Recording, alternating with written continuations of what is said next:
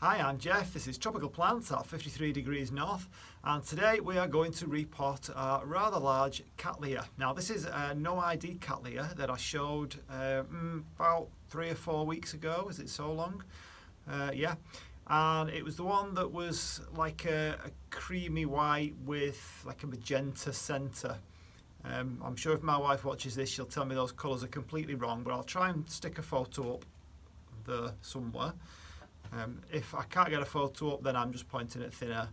So what I'm going to do is I'm going to have a look at it, take you along with me, let you have a look at what my thoughts are, what my thought processes are. I've never repotted a Cattleya before. This is only my second Cattleya. I've had this one for probably about 18 months, something like that. I guess it was a division that somebody sent along to the Orchid Society for auction.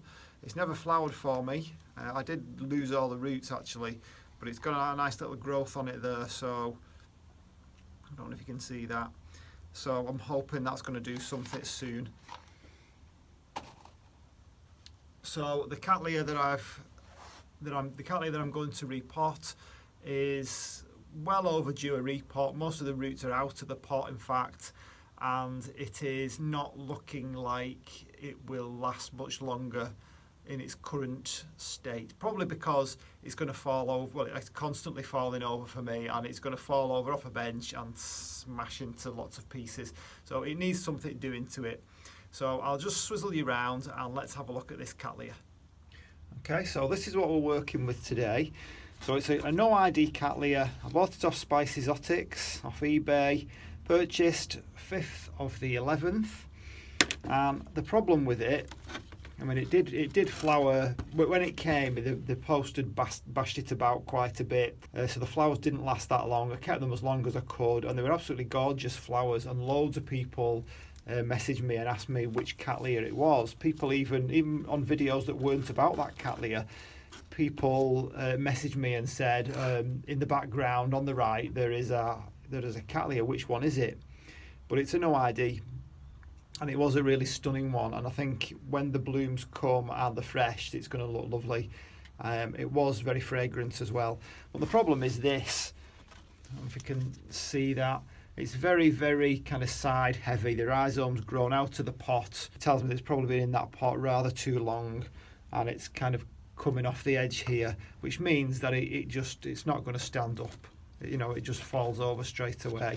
I have been keeping it in this rather fetching pink pot here, but it's a pot with no drainage in, and the problem with that, even though it does keep it in position, is that, as far as I can see anyway, it keeps a lot of humidity in the bottom when I've watered it, and you know, they like around the roots, as I understand. So first of all, I'm certainly not an expert on this. This is my, like I said, only my very second Cattleya. You could probably say it's my first really. It's my first real large flowering size Cattleya.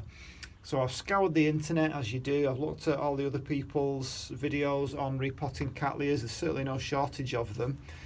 And this isn't this is how you should do it. This is me having a go, having watched everybody else doing it, and see if I can do it successfully. That's the kind of video this is. So I will be certainly very grateful for some of those more experienced growers to jump in on there and give me some constructive criticism as to what I'm doing wrong, what I could be doing better.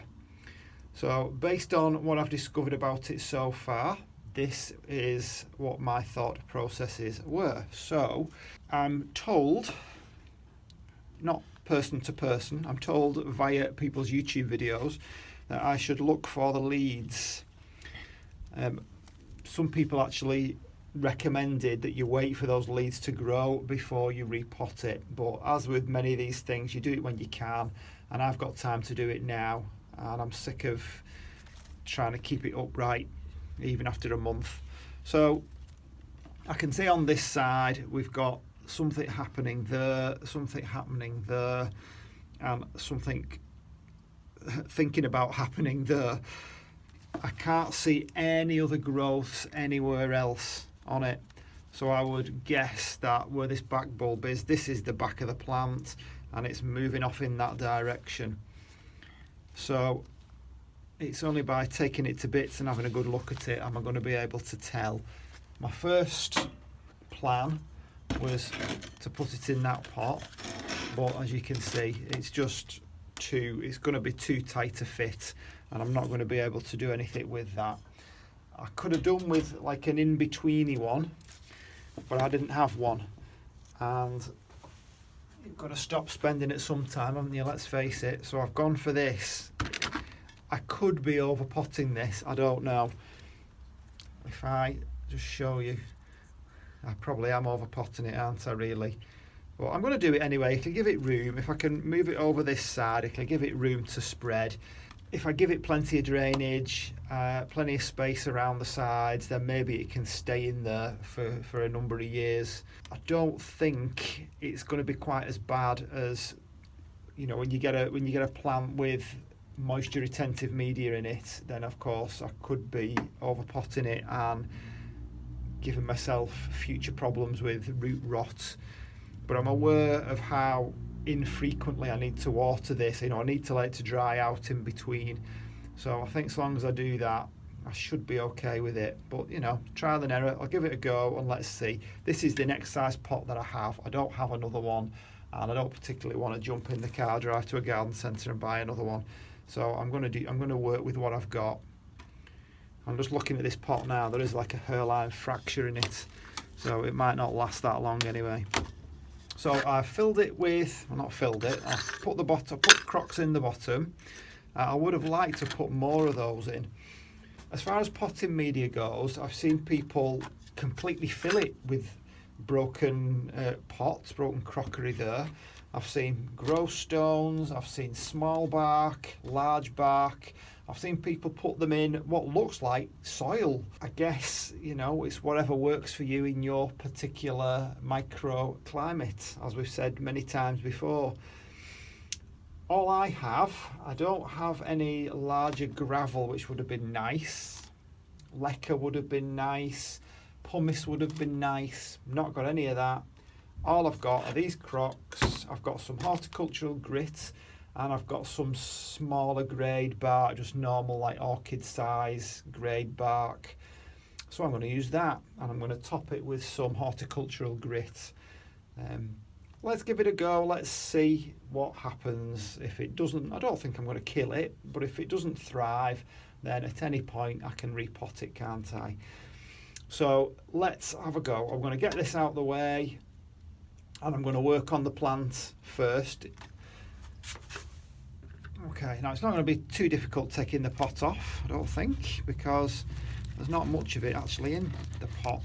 So, although what I didn't bank on, all these are dead, and look, they're like twisted. They're going all around the pot there. I mean, they're just useless. They're anchoring it though, I guess. I suppose they are performing a function, but they're definitely dead. So I think what I might do is I might shut up now and speed things up a bit for you. 3, 2, 1. Do a little 3, 2, 1. Speed up.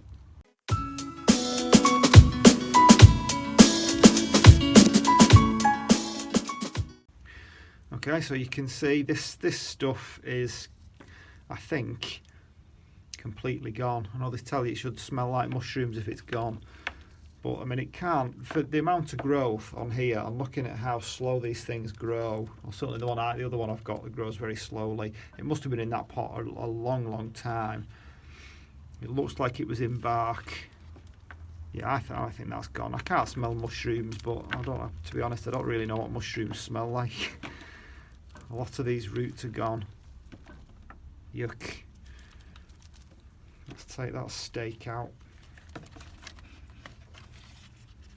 But yeah, the plant itself looks very healthy. This is what I find fascinating with orchids, is that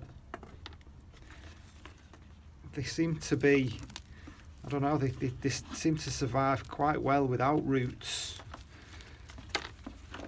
I don't know if any of you saw Ed's video a while back where he showed an orchid that looked perfectly healthy. I think he was even in bloom. Oh, look at that, that's totally gone. It was in bloom and it didn't have one root on it. Bizarre things. I mean, I guess it's a bulb, isn't it? It's a pseudo bulb, so that's where most of the growing comes from. So again, I'll shut up again and we'll speed this up, and I'll come back to you when it's all cleaned up.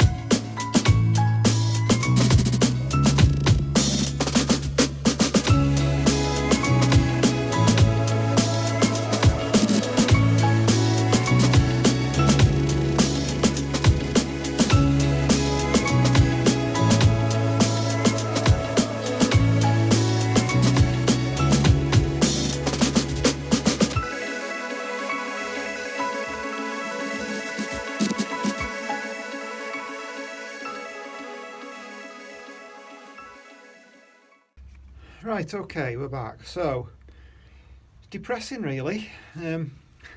As you can see, not a great deal left of it. It's just purely the rhizome, the leaves on top, pseudobulbs, sorry, with the leaves, not one viable root.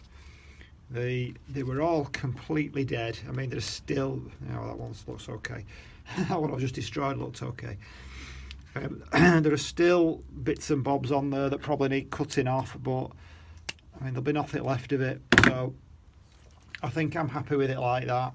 I don't think it's any cleaning up anymore is going to make much difference. These do look like they're okay, a couple there, but nothing else. It needs to start from scratch, doesn't it? Which leads to another problem. It was falling over before, it's definitely going to be falling over now. So I need to brush up on my wire clip skills. So I've been having another look to see if I can find how to make some kind of wire thing that'll clip onto the pot and also hold the rhizome in place, because we know that these things like to be nice and still. They don't like to be moved about, so I want it really sturdy. So I'm going to go and work on that now, and I'll come back to you when I've done that. Okay, so we're back. Now, here's the plan. So first of all, these wires, this is gauge 12, I think, gauge 12. Now I stupidly, not being an expert in wire gauges, I thought, right, well, this is a gauge 12, I want thicker wire, so I'll go for gauge 16, I think I went for, and it came, and it was even thinner. So it looks like the higher the gauge, the thinner the wire, the lower the gauge, the thicker the wire. Now I know. So what I've done with this, again, credit to somebody else that I got this off the internet. If you twist it, I do know that back in Victorian Britain, during the era of the Industrial Revolution and the cotton mills, when they got the raw cotton imported from the tropical countries that can grow cotton, and they took the raw cotton, and in order to get it into a thread, they needed to make a stronger thread that wouldn't snap quite as easily. And what they did was they teased it out, and then they twisted it around.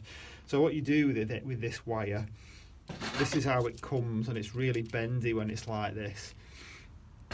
You cut a length of it, you put one end in a vise, you put the other end into the chuck of a drill, turn the drill, and it twists it. Now I know you can't tell looking at that, but the fact that it's so nice and thin and straight, tell you that it's been twisted, so that should make it stronger. So I copied that trick, and I've now got some stronger wire. I've had a go at making a few of these clips, and I'm disastrous at it, honestly. You don't want to see it. What I'm going to do, I'll get better at it. It's just practice. I've had a look at Rick L Orchids. I look at his fantastic videos on twisting wire. He makes it look so easy. And there's quite a number of other people who's posted videos on how to make wire clips for orchids.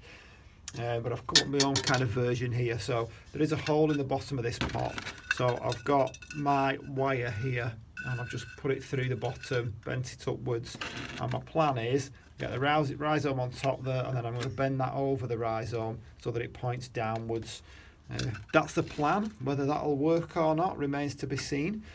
So, like I say, I need to get practicing on making my wire clips. It looks so easy when somebody else does it, but when you try it for yourself, it ain't so easy. So let's get the props in.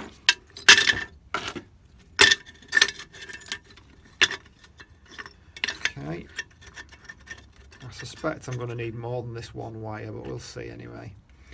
I'm going to need bark next and then the rhizome on top, so I shall just nip over and get some bark. Okay, now this bark is not particularly thick. I could do with something a bit thicker than that, but I haven't got it, so I'm going to use what I've got. I am kind of thinking this is going to be over potted, but like I say, I can, you know, it's worth it just for the experience really of having a go at doing it, having a go at the wires. I'm not really used to working with terracotta pots in terms of orchids. It should be a little bit better for the wire, certainly, for getting it nice and sturdy. And this is going to use all my supplies. Yep. Not enough.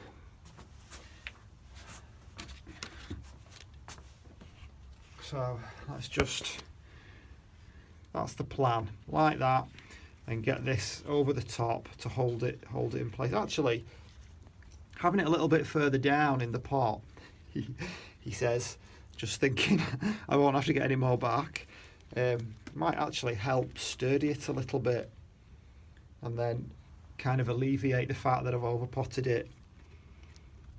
Now, I'm gonna go and get a little bit more bark. I have got some, so just to lift it a little tiny bit, but I'm certainly not going to go right to the top.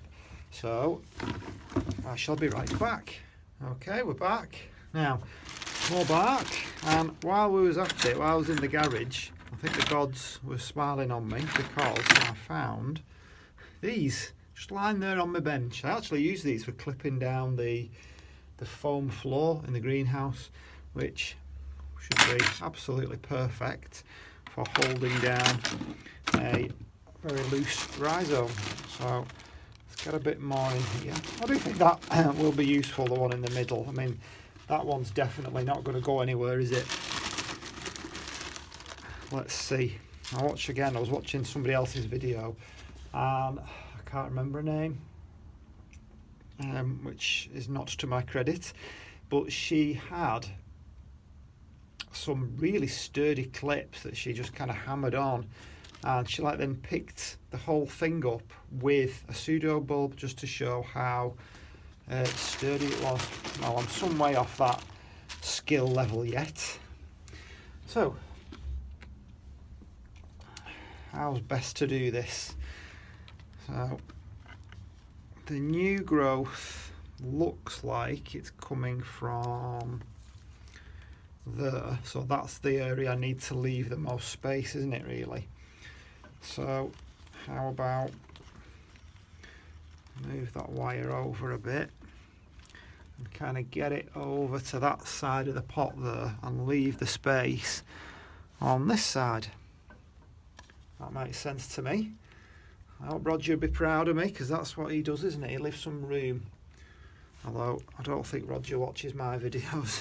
I don't think he's aware of me. He's well beyond my level. So I'm going to move this over. How good this is going to work, I have no idea. And I'm going to shove it down there. I want a better description. Now the only problem with that is it's probably going to want to shove itself back up again, isn't it? It's going to want to recoil like a spring. I'm certainly not going to be lifting this up by the rhizome. let's see. Get down there. Get my pliers, I might be able to just shove that down a bit. There we go.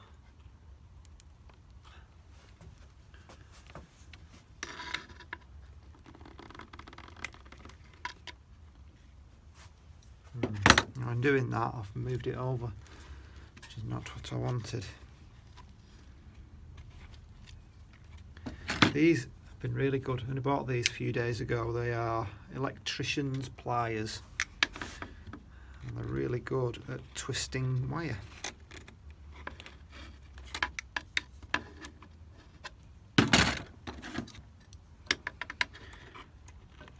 Now, I think I need lessons in making clips.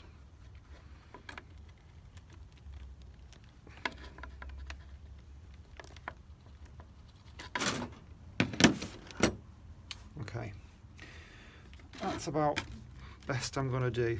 That's you know, that's not too bad. No, I'm not going to lift it. I'm not going to lift it up. I'm going to put some more clips in. Like I say, these are quite good for it. Should have bought more of these. So that can go in on that side. If you can see that, I'll shove that down. It's stuck.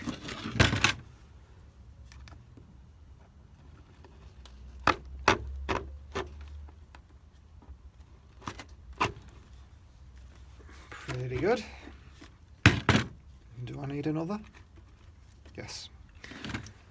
There's absolutely no way I'm lifting this up by a pseudo bulb. But I mean, it looks sturdy enough. Where else? Over there somewhere. There. I think that should do it.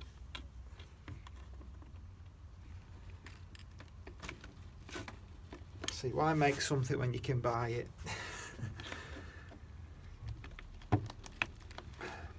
Can't get that in anymore.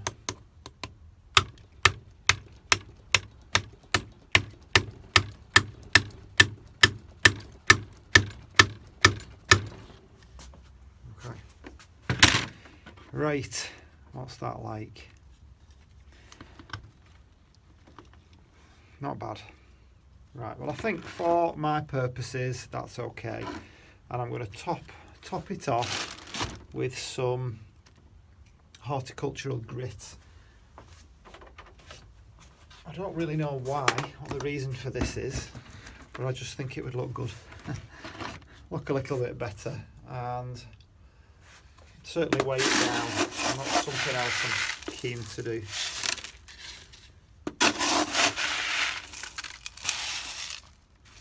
And I guess it might solve a few possible rotting issues with the bark, because it'll mean the rhizome itself will dry out. Interesting experiment to see A, whether it produces any roots, B, whether it stays in place. Now that gap that I was after seems to have vanished. If anything, I think I've moved it over more towards the side where the grow points are. It's a disaster. Well, let's face it, look, it's better than what it was before. It was all in that before, that tiny little pot, or most of it was out of it. So that's what we've got now. I don't think that's too bad. Come on, give me some credit. Right, so what I'm going to do is I'll write on the repot, the date for repot, stick that in there, give it a water, and then find a gap. So yeah, that's it really. It's alright, not bad for a start. So come on, get your comments flooding in. Let's see, what could I have done differently? How could I improve on this next time? Has anyone seen any really good clips that are good for these kind of things that you can buy, or maybe some that look nice and easy to make for those of us who are a bit cack-handed with these things? I will get better at it, but at the moment I ain't too good. So please let me know what you think. It's worth a like just for have a laugh at me having a struggle with it. But if you don't like it, then please get off my channel very quickly before you're tempted to give me a thumbs down. So that's it. Hopefully, all being well, I will see you on the next one. Bye. Oh, I'm back again. Forgot to mention the upload issues that I've been having where things keep freezing and I keep getting like, it keeps going pixelated and I get like little, I don't know, flashes of things that I've already deleted, like bits of the video that I've deleted, all sorts of problems on the uploads. I'm actually getting that in the software as well, but yet it's fine. The raw footage from my phone is fine. So what I'm trying to do now is I'm trying another piece of software to see whether it's the software. Now if it's happening on another piece of software, then that would indicate to me that the problem is with what I'm filming it with, i.e. my iPhone 7 Plus, which for an iPhone I guess is getting on a little bit in years. So the next step after that is to use my wife's more up-to-date iPhone 10, and if I'm still getting it, God only knows, no idea. But we'll keep trying. We'll keep trying and see if we can get some nice clear footage. I don't see it on anybody else's. I know it's not my computer because that's all new. So it's a bit of a trial and error really, a bit of a process of elimination. So bear with me and hopefully we can get that sorted and get some nice clear footage up there. Okay, that is definitely it for now. So I shall see you on the next one. Bye.